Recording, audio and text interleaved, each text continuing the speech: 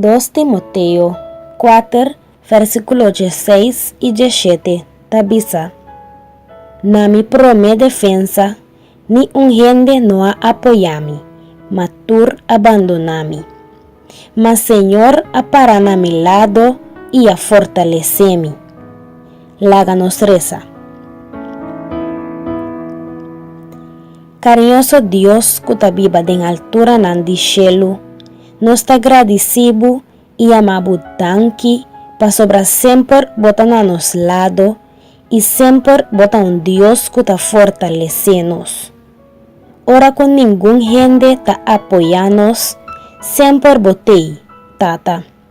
Ora que tu gente está abandonándonos, siempre botei, oh nos bon Dios.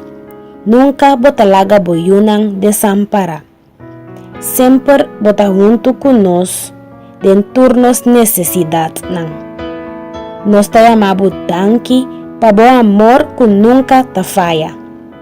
Danki pa bo wowo nandi amor que siempre te vigilanos. Hasta ahora que es nandi más cerca talaga nos na kaya, siempre botei. O Tata poderoso, que un buen Dios bota pa nos.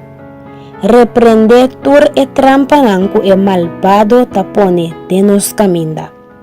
Líbranos for de tur peligro y así nos mira un viaje más el poder de bo gracia que está suficiente para nos.